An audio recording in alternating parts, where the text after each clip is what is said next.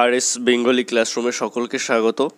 আজকে আমি পশ্চিমবঙ্গ উচ্চ মাধ্যমিক শিক্ষা সংসদের অনুমোদিত সংস্কৃত যে পাঠ্যক্রম রয়েছে ক্লাস 12-এর অর্থাৎ দ্বাদশ শ্রেণীর সংস্কৃত পাঠ্য বইতে একটি নির্দিষ্ট চ্যাপ্টার রয়েছে ভাষা সাহিত্যের ইতিহাস। তো সেই ভাষা সাহিত্যের ইতিহাস কিন্তু পরিসরে খুবই স্বল্প। সাধারণত আর্য ভাষা, ভারতীয় আর্য ভাষা সম্পর্কে সেখানে রয়েছে এবং ইন্দো ইউরোপীয় ভাষার বেশ কিছু ভাষাগোষ্ঠী সেই সম্পর্কে আমাদের ওই চ্যাপ্টারে আলোচনা করতে হবে। তো আমি এর আগের একটি ভিডিওতে ভারতীয় আর্য ভাষার কয়টি স্তর ও কী কী সেগুলি সম্পর্কে আলোচনা করেছি, যেটি খুবই গুরুত্বপূর্ণ প্রশ্ন এবং উচ্চ মাধ্যমিক পরীক্ষার্থীদের জন্য ভাষা সাহিত্যের ইতিহাসে সাধারণত এই দু ধরনের প্রশ্নই বেশিরভাগ আসে, যে ভারতীয় আর্য ভাষার স্তরসমূহ সম্পর্কে আলোচনা করো, যেটির ভিডিও আমি অলরেডি আমার চ্যানেলে দিয়ে রেখেছি। তোমরা যারা যারা এখনও দেখোনি, আমি এই ভিডিওটির ডিসক্রিপশানে তার লিঙ্ক দিয়ে রাখবো। তোমরা অবশ্যই ওই প্রশ্নটির উত্তর দেখে রাখবে এবং খাতায় লিখে রাখবে, ওটা কিন্তু খুবই গুরুত্বপূর্ণ প্রশ্ন। তার সঙ্গে ভাষা সাহিত্যের ইতিহাসে আর একটি গুরুত্বপূর্ণ প্রশ্ন যেটি সম্পর্কে আজকে আলোচনা করব সেটিও অত্যন্ত গুরুত্বপূর্ণ। সাধারণত এই দুটি প্রশ্ন পড়লেই তোমরা আশা করা যায় যে পরীক্ষায় গিয়ে কমন পেয়ে যাবে। তো আজকে আমি যেই প্রশ্নটি সম্পর্কে আলোচনা করব সেই প্রশ্নটি ঘুরিয়ে ফিরিয়ে বিভিন্নভাবে আসতে পারে। আগে তোমরা প্রশ্নের প্যাটার্নটা এখানে দেখে নাও। তোমাদের এভাবে আসতে পারে যে ইন্দো ইউরোপীয় ভাষার 10টি শাখা সম্পর্কে আলোচনা করো, ইন্দো ইউরোপীয় ভাষার 10টি শাখা সম্পর্কে আলোচনা করো। অথবা এরকম প্রশ্ন আসতে পারে, ইন্দো ইউরোপীয় ভাষাগোষ্ঠীকে প্রধান কটি ভাগে ভাগ করা যায় ও কি কি, এগুলি সম্পর্কে আলোচনা করো। আবার এইরকম আসতে পারে যে ইন্দো ইউরোপীয় ভাষাগোষ্ঠীর 10টি শাখার নাম ও পরিচয় দাও। তাহলে বোঝাই যাচ্ছে যে আজকে আমি যে আলোচনাটি করব সেই আলোচনাটি যদি তোমরা মন দিয়ে শোনো বা লিখে নিতে পারো খাতায়, তাহলে কিন্তু ইন্দো ইউরোপীয় ভাষা থেকে যে ধরনের প্রশ্নই আসুক তোমরা কিন্তু অ্যান্সার করতে পারবে। তার জন্য রিকোয়েস্ট করব যে ভিডিওটি একদম প্রথম থেকে শেষ পর্যন্ত দেখবে, স্কিপ না করে। তো আমি মূল ভিডিওতে যাওয়ার আগে সকলের কাছে একটাই রিকোয়েস্ট, এখনও পর্যন্ত যারা আমার আরএস বেঙ্গলি ক্লাসরুম এই চ্যানেলটিকে সাবস্ক্রাইব করে উঠতে পারোনি তারা অবশ্যই আমার চ্যানেলটিকে সাবস্ক্রাইব করে রেখো। আমি হুবহু প্রশ্নের উত্তরে যাব তার আগে আমি একটি ছকের মাধ্যমে দেখানোর চেষ্টা করব বা বোঝানোর চেষ্টা করব যে ইন্দো ইউরোপীয় ভাষাগোষ্ঠীর 10টি শাখার ভাগটা কি করে হয়েছে। এটা তোমরা যদি একবার ছকটা মাথায় সেভ করে নিতে পারো বা ভালো করে বুঝে নিতে পারো, তাহলে কিন্তু তোমাদের অ্যান্সার করতে আরও সুবিধা হবে এবং বুঝতে সুবিধা হবে, নিজেদের মতন করে লিখতে সুবিধা হবে। তার জন্য আমি খুব সহজভাবে বোঝানোর চেষ্টা করব যে এই 10টি ভাগ কি করে হয়েছে। দেখো, আমি উত্তরের মতন করে অবশ্যই তোমাদের সম্পূর্ণ বলে দেবো। তার আগে তোমরা একটু ভালো করে বুঝে নাও যে ভাগগুলো কি করে হয়েছে। এখানে খুব সহজভাবে বোঝানো হয়েছে, খুব সহজভাবে। তো ইন্দো ইউরোপীয় ভাষা এটি হচ্ছে সর্ববৃহৎ ভাষাগোষ্ঠী। এই ইন্দো ইউরোপীয় ভাষার গোষ্ঠীর মধ্যেই মোটামুটি সমস্ত ভাষা পড়ে। তো এই ইন্দো ইউরোপীয় ভাষাগোষ্ঠীকে প্রধান দুটি ভাগে ভাগ করা যায়। একটা হচ্ছে কেন্তুম ভাষাগোষ্ঠী, আরেকটা হচ্ছে শতম ভাষাগোষ্ঠী। এখানে হসন্ত হবে, শতম। একটা হচ্ছে কেন্তুম, তাহলে কি ইন্দো ইউরোপীয় ভাষাগোষ্ঠীকে প্রধান দুটি ভাগে ভাগ করা যাচ্ছে। একটা হচ্ছে কেন্তুম গোষ্ঠী, একটা হচ্ছে শতম গোষ্ঠী। কি গোষ্ঠী? কেন্তুম গোষ্ঠী, আরেকটা হচ্ছে শতম গোষ্ঠী। এটা কিন্তু সব বইতে নেই, তোমরা এখান থেকে ভালো করে বুঝে নাও। এই প্রধান ভাগ দুটির কথা কিন্তু সমস্ত বইতে নেই। তো ইন্দো ইউরোপীয় থেকে আসলো কেন্তুম গোষ্ঠী আর আসলো শতম গোষ্ঠী। ইন্দো ইউরোপীয় ভাষাগোষ্ঠী দুটি ভাগে ভাগ হয়ে গেল, কেন্তুম গোষ্ঠী এবং শতম গোষ্ঠী। এবার এই কেন্তুম গোষ্ঠীর 6টি ভাষাগোষ্ঠী আছে। কেন্তুম গোষ্ঠীর আবার কটি ভাষাগোষ্ঠী আছে? 6টি। এগুলি কি কি?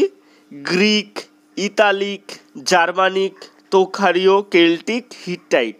বিভিন্ন বইতে হয়তো আগে পরে রয়েছে, সেটা বড় সমস্যা নয়, তোমরা যেভাবে পারো পরপর এই 6টি মুখস্থ করলেই হবে। তাহলে এই কেন্তুম গোষ্ঠীর ভাগ কটি? 6টি। কেন্তুম গোষ্ঠীর ভাগ কটি? 6টি। কি কি? গ্রিক, ইতালিক, জার্মানিক, তোখারীয়, কেল্টিক, হিট্টাইট। আর শতম গোষ্ঠীর ভাগ হচ্ছে 4টি। এই শতম গোষ্ঠীর ভাগগুলো কি কি? আর্য বা ইন্দো ইরানীয়, আর্য বা ইন্দো ইরানীয়, আর্মেনীয়, আলবেনীয়, বাল্তোস্লাভিক। তাহলে শতম গোষ্ঠীর 4টি ভাগ কি কি? আর্য বা ইন্দো ইরানীয়, আর্মেনীয়, আলবেনীয়, বাল্তোস্লাভিক। এখান থেকে কিন্তু অনেকগুলো শর্ট কোশ্চেন আসতে পারে। সেটা হচ্ছে ইন্দো ইউরোপীয় ভাষাগোষ্ঠীকে প্রধান কয়টি ভাগে ভাগ করা যায়? প্রধান 2টি ভাগে ভাগ করা যায়। কি কি? কেন্তুম গোষ্ঠী এবং শতম গোষ্ঠী। কেন্তুম গোষ্ঠীর কটি ভাগ? কেন্তুম গোষ্ঠীর 6টি ভাগ। সেই কেন্তুম গোষ্ঠীর 6টি ভাগ কি কি? গ্রিক, ইতালিক, জার্মানিক, তোখারীয়, কেল্টিক, হিট্টাইট। আর শতম গোষ্ঠীর কটি ভাগ? শতম গোষ্ঠীর 4টি ভাগ। এই 4টি ভাগ কি কি? আর্য বা ইন্দো ইরানীয়, আর্মেনীয়, আলবেনীয়, বাল্তোস্লাভিক। তো তোমরা যদি এইভাবে ছকটাকে মাথায় সেভ করে নিতে পারো বা ভালো করে বুঝে নিতে পারো, তোমাদের কিন্তু এই প্রত্যেকটা ভাষাগোষ্ঠীর নাম যদি তোমরা মাথায় রাখতে পারো, এটা কিন্তু মোট 10টি ভাষাগোষ্ঠী রয়েছে। 10টি ভাষাগোষ্ঠীকে আলাদা আলাদা 6টি এবং 4টি এইভাবে ভাগ করা রয়েছে কেন্তুম গোষ্ঠী এবং শতম গোষ্ঠীর আন্ডারে। তো এই 10টি ভাষাগোষ্ঠীর নাম যদি তোমরা সঠিকভাবে মনে রাখতে পারো, তাহলে কিন্তু তোমাদের নিজেদের মতন করে বানিয়ে লিখতে অনেক সুবিধা হবে। তো এটা গেল ছক আকারে বোঝানো। এবার আসি সম্পূর্ণ উত্তরে। এখানে আমি যেমনটি বলেছি, যদি এই ধরনের প্রশ্ন আসে, যেটি আমি প্রথমেই প্রশ্নগুলি উল্লেখ করলাম, যদি এই ধরনের প্রশ্ন আসে বা ইন্দো ইউরোপীয় ভাষাগোষ্ঠী থেকে যে ধরনের প্রশ্নই আসুক না কেন, এখন যেভাবে আমি উত্তর বলে দেবো সেখান থেকে তোমরা সঠিকভাবে লিখে নিয়ে যদি সেভাবে পড়ে নিতে পারো, তোমরা যে কোনো প্রশ্নের উত্তরই করতে পারবে। তো এবার আমি চলে আসি সেই উত্তরে। এই উত্তরটি আমি লেখাচ্ছি সার্বিকভাবে। এখান থেকে তোমাদের যেই রকম প্রশ্ন আসবে সেই রকম তোমরা বেছে বেছে বা বুঝে নিয়ে এখান থেকে উত্তরটি কেটে কেটে নিয়ে সেখানে জুড়ে দেবে, যে তোমাদের কতটুকু উত্তর প্রয়োজন তোমরা নিজেরাই বুঝতে পারবে। তো ইন্দো ইউরোপীয় ভাষাগোষ্ঠী থেকে যদি প্রশ্ন আসে তো এইভাবে লিখবে: পৃথিবীর ভাষাসমূহের মধ্যে ইন্দো ইউরোপীয় ভাষাগোষ্ঠী হলো সর্ববৃহৎ ভাষাগোষ্ঠী। ইউরোপ এবং ভারতীয় ভাষাসমূহের অধিকাংশ ভাষাই এই ভাষাগোষ্ঠীর অন্তর্ভুক্ত। পৃথিবীর ভাষাসমূহের মধ্যে ইন্দো ইউরোপীয় ভাষাগোষ্ঠী হল সর্ববৃহৎ ভাষাগোষ্ঠী। ইউরোপ এবং ভারতীয় ভাষাসমূহের অধিকাংশ ভাষাই এই ভাষাগোষ্ঠীর অন্তর্ভুক্ত। এইরকম একটা ছোট্ট করে ভূমিকা কিন্তু প্রথমে লিখে নেবে। তারপরে লিখবে ইন্দো ইউরোপীয় ভাষাগোষ্ঠীর শ্রেণী বিভাগ। তো শ্রেণী বিভাগটা কি করে লিখবে? ইন্দো ইউরোপীয় ভাষাগোষ্ঠীকে প্রধানত 2 ভাগে ভাগ করা হয়: কেন্তুম গোষ্ঠী এবং শতম গোষ্ঠী। কেন্তুম গোষ্ঠীর মোট 6টি ভাগ, কেন্তুম গোষ্ঠীর মোট 6টি ভাগ ও শতম গোষ্ঠীর 4টি ভাগ। এক্ষণে এগুলি সম্পর্কে আলোচনা করা যেতে পারে। দেখো, আগে থেকে বলে রাখি, যদি ইন্দো ইউরোপীয় ভাষাগোষ্ঠীর 10টি শাখা সম্পর্কে পরীক্ষায় লিখতে বলে, তাহলে কিন্তু 10টি শাখা সম্পর্কেই সম্পূর্ণ লিখতে হবে না। তোমরা যদি 10টি ভাষাগোষ্ঠীকে অ্যাটেন্ড করতে চাও, সেক্ষেত্রে আমি সাজেশন দেবো, সেটা হলো অল্প কথায় লিখবে, 2 থেকে 3 লাইনের মধ্যে লেখার চেষ্টা করবে। আর তোমাদের 10টি ভাষাগোষ্ঠী সম্পর্কে না লিখলেও হবে, তোমরা 5 থেকে 6টি বা খুব বেশি জোর 7টি ভাষাগোষ্ঠী সম্পর্কে লিখতে পারো। তারপরে প্রভৃতি দিয়ে দিলেও তোমরা কিন্তু ফুল মার্কস পেয়ে যাবে, যদি লেখার মান তেমন ভালো হয়। তো তারপরে তোমরা লিখবে যে কেন্তুম গোষ্ঠী হেডিং করবে। তো এই কেন্তুম গোষ্ঠীর মধ্যে আমরা জানি 6টি ভাগ। সেই 6টি ভাগ সম্পর্কে আমি এখানে বিস্তারিত আলোচনা করেছি, সংক্ষেপে যদিও। গ্রিক, এবার গ্রিক সম্পর্কে জানবো। গ্রিক ভাষাগোষ্ঠী।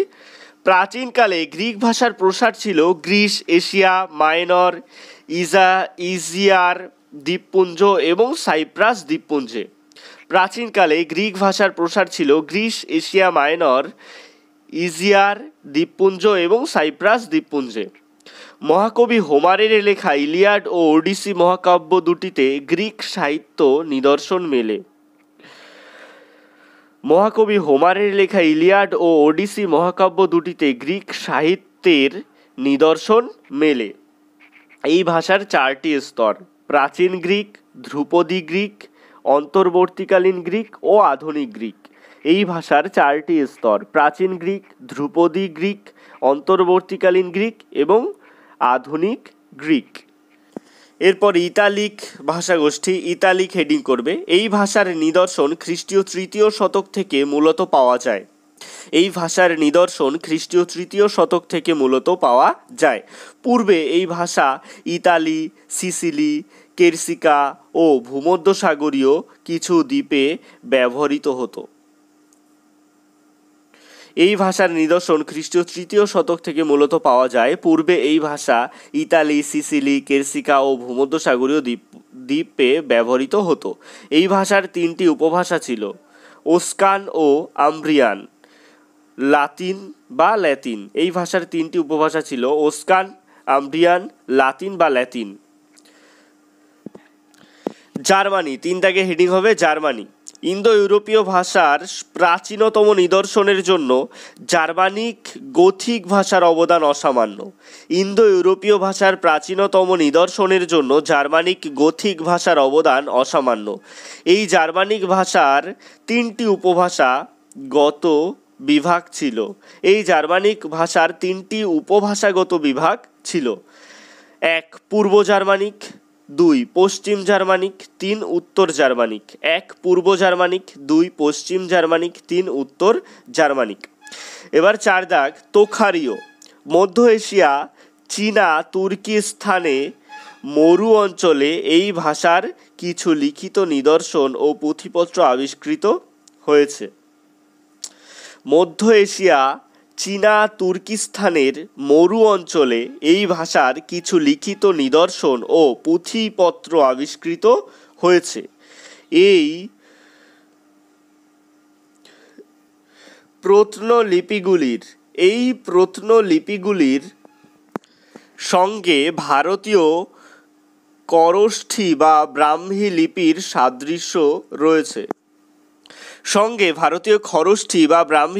সাদৃশ্য রয়েছে। এই ভাষার 2টি বিভাগ, তোখারীয় ক ও তোখারীয় খ।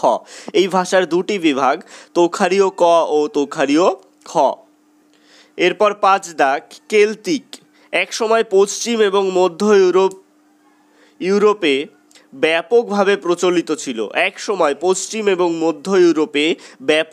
প্রচলিত ছিল। বর্তমানে উত্তর পশ্চিম ফ্রান্স, স্কটল্যান্ডের কিছু পার্বত্য অঞ্চল ও আয়ারল্যান্ডের অধিবাসীদের মধ্যে প্রচলিত আছে। এই ভাষার প্রধান 3টি বিভাগ, গলিক, ব্রিটানীয়, নব্যগলিক বা আধুনিক গলিক। ব্রিটানীয়, নব্যগলিক বা আধুনিক গলিক। এরপর হিট্টাইট। হুগো উইঙ্কলার 1906 খ্রিস্টাব্দে এশিয়া মাইনরের বোঘোজকই থেকে এই ভাষার লিপি উদ্ধার করেন। হুগো উইঙ্কলার 1906 খ্রিস্টাব্দে এশিয়া মাইনরে বোঘোজকই থেকে এই ভাষার লিপি উদ্ধার করেন। অধিকাংশ প্রত্নলিপি বানমুখ বা কিলকাক্ষরে লিখিত। এরপর শতম ভাষাগোষ্ঠী সম্পর্কে হেডিং করবে। যদি তোমাদের এভাবে প্রশ্ন আসে যে 10টি ভাষাগোষ্ঠী সম্পর্কে লেখো, তখন কিন্তু কেন্তুম আর শতম আলাদা করে এই 2টি পয়েন্ট লিখতে হবে না। তখন তোমরা কেন্তুম থেকে কিছু ভাষাগোষ্ঠী উল্লেখ করে দিলে বা শতম থেকে কিছু ভাষাগোষ্ঠী উল্লেখ করে দিলে, লাস্টে প্রভৃতি লিখে দিলে, এভাবেও করতে পারো। তো শতম ভাষাগোষ্ঠী হেডিং করলে তারপরে এর আন্ডারে 1 দাগ আর্য বা ইন্দো ইরানীয়। ইন্দো ইউরোপীয় ভাষাগোষ্ঠীতে প্রাচীনতম ভাষা হলো আর্য ভাষা। এই ভাষাই ছিল প্রাচীন আর্যদের মুখের সংলাপ ও সাহিত্যের মাধ্যম। ইন্দো ইউরোপীয় ভাষাগোষ্ঠীতে প্রাচীনতম ভাষা হলো আর্য ভাষা। এই ভাষাই ছিল প্রাচীন আর্যদের মুখের সংলাপ ও সাহিত্যের মাধ্যম। শতম গোষ্ঠীতে এই ভাষা সর্বাধিক গুরুত্বপূর্ণ। কোন ভাষা? আর্য বা ইন্দো ইরানীয় ভাষা। এটা কিন্তু শর্ট কোশ্চেন হিসেবেও আসতে পারে। এরপর আর্মেনীয় ভাষায় ইরানীয় ভাষার প্রবেশ লক্ষিত হয়। ইরানীয় ঋণ থাকলেও শব্দ বা বাক্য গঠনে আর্মেনীয় রীতি অনুসৃত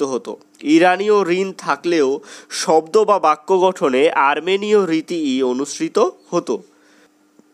আলবেনীয় ইন্দো ইউরোপীয় ভাষাগোষ্ঠীর খুবই নগণ্য একটি ভাষা। আলবেনীয় ইন্দো ইউরোপীয় ভাষাগোষ্ঠীর খুবই নগণ্য একটি ভাষা। সপ্তদশ শতকের পূর্বে এই ভাষার কোনো নিদর্শন মেলেনি। সপ্তদশ শতকের পূর্বে এই ভাষার কোনো নিদর্শন মেলেনি। এই ভাষা লিখিত সাহিত্যিক উপাদান নেই। এই ভাষার লিখিত সাহিত্যিক উপাদান নেই, তবে শিলালেখ আবিষ্কার হয়েছে। এরপর শতম গোষ্ঠীর একদম শেষ যে ভাষাগোষ্ঠী রয়েছে বাল্তো-স্লাভিক। সপ্তম খ্রিস্টাব্দ থেকে এই ভাষায় সাহিত্য চর্চা হতে থাকে। এই শাখার অন্তর্ভুক্ত পোলিশ ভাষা খুবই উন্নত। সপ্তম খ্রিস্টাব্দ থেকে এই ভাষায় সাহিত্য চর্চা হতে থাকে। এই শাখার অন্তর্ভুক্ত পোলিশ ভাষা খুবই উন্নত। আনুমানিক 1290 খ্রিস্টাব্দে এই ভাষার প্রাচীনতম নিদর্শন পাওয়া যায়। আনুমানিক 1290 খ্রিস্টাব্দে এই ভাষার প্রাচীনতম নিদর্শন পাওয়া যায়।